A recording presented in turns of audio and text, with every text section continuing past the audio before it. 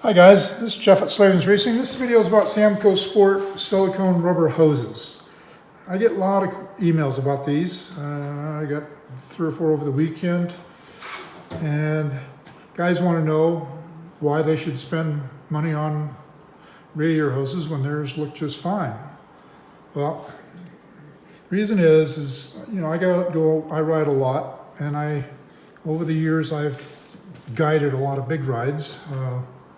They call it a 300, 400, 500, and 600. And so I've been around a lot of other guys riding besides just my core trail group.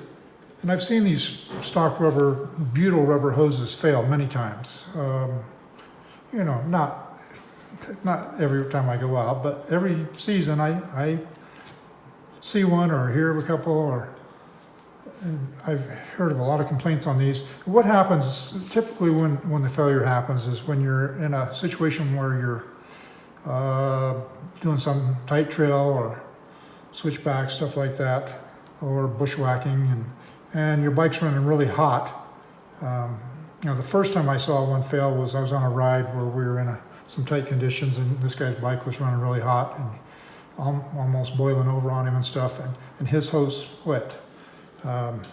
It's usually the one between the water pump and the radiator, that little short one that splits, but I've seen this big long one split as well.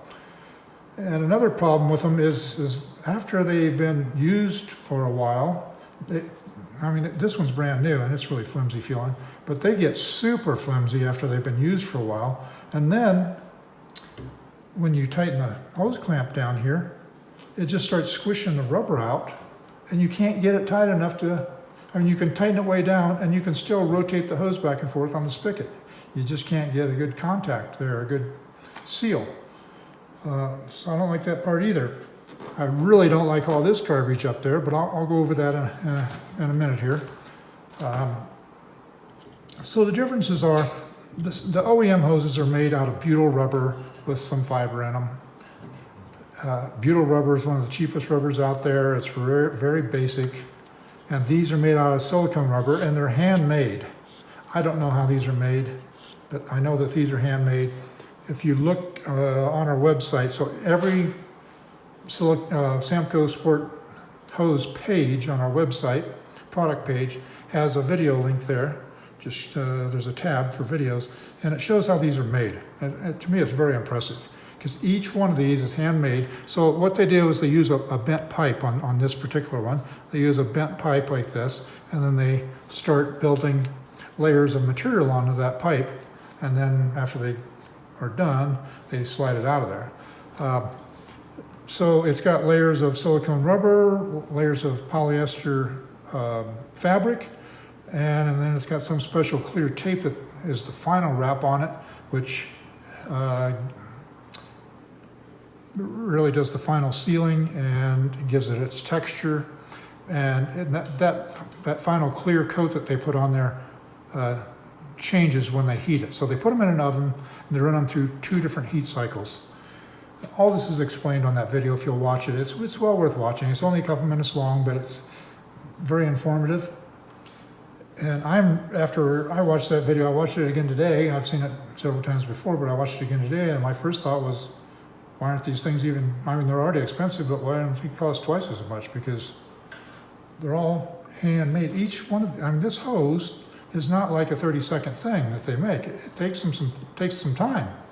And then they have to test each one afterwards. They do a pressure test, they put it in a tank. There's a lot of steps to making just one stinking hose.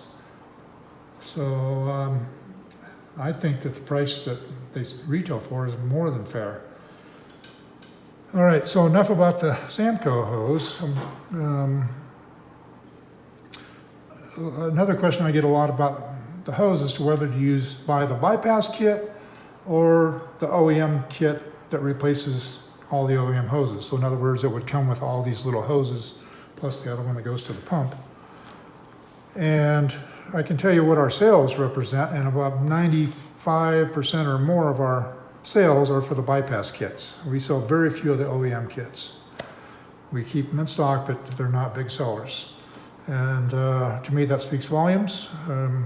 The crowd has spoken, and I've done testing. I've seen a couple other videos where guys have done testing on the difference on how the bike warms up. So the only purpose of the thermostat is for the engine to warm up quicker. And it's an extremely minor temperature difference in how they warm up.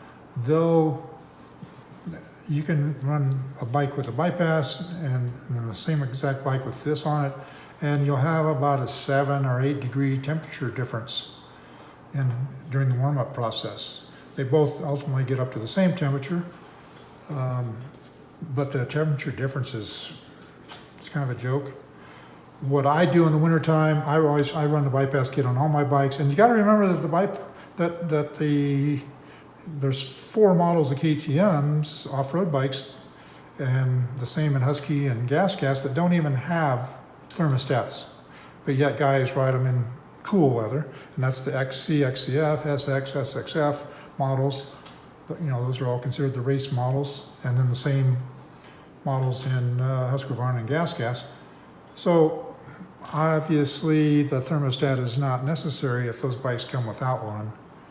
And then the failure issues. All right, so you can have a hose split, you can have the problem with it not wanting to stay on the spigot, but you know, you've got a lot more parts and pieces here. So this and one other hose replaces 1, 2, 3, 4, 5 hoses here. That's 5 failure points, plus a 6th failure point is this housing could crack, it could lose its seal here, or the thermostat could stick closed and then the bike overheats. I'm sure people have experienced that with cars. That's used to be really common on older cars. But so anyhow, this is much more reliable. If you're riding in cool weather, they won't get hot enough and run at normal engine temperature with either one on, the bypass or the original one with the thermostat. If you're riding like a 40 degree or below day, even a little warmer than that actually, the bike will never get up to normal operating temperatures. It should be up around 180, 185, and it'll be down there running at 120.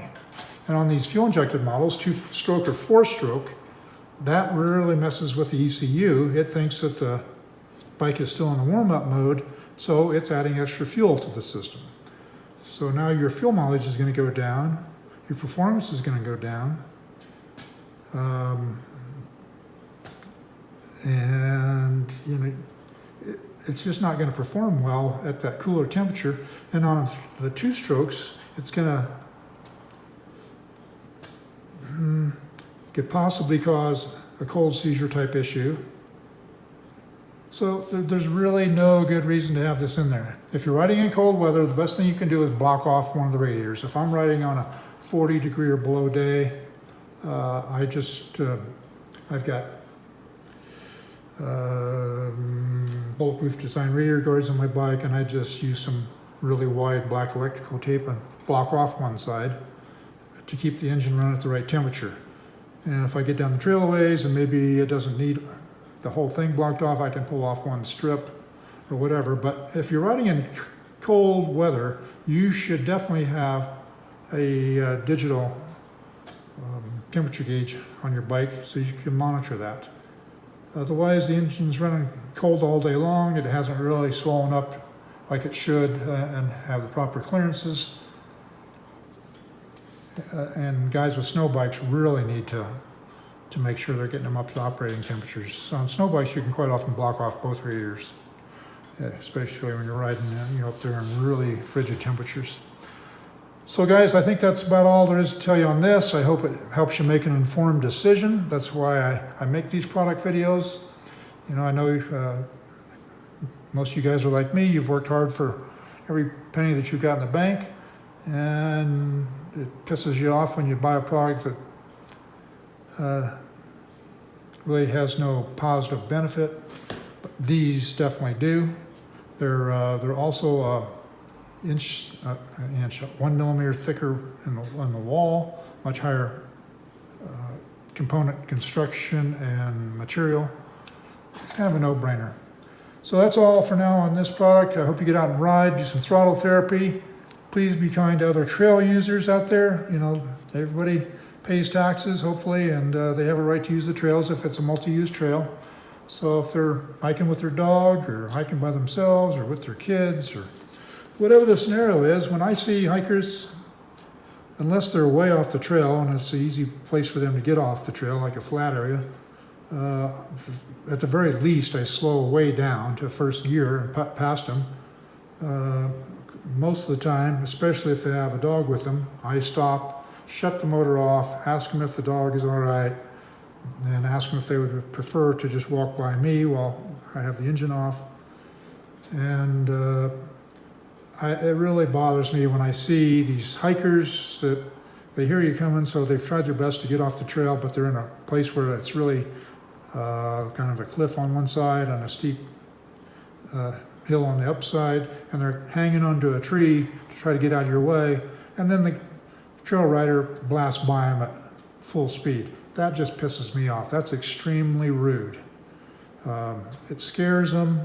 They've been kind and respectful enough to get off the trail. Show some respect to them and just put past them and then continue on with your ride.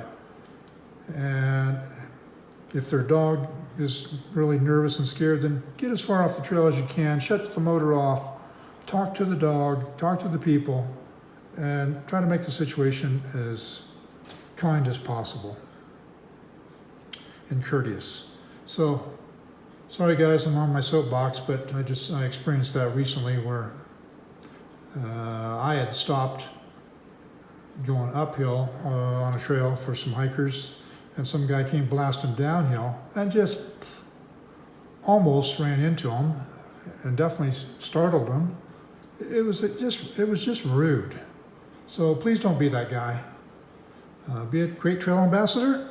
Help out with trail maintenance whenever you can. Join your local club that works on the trails.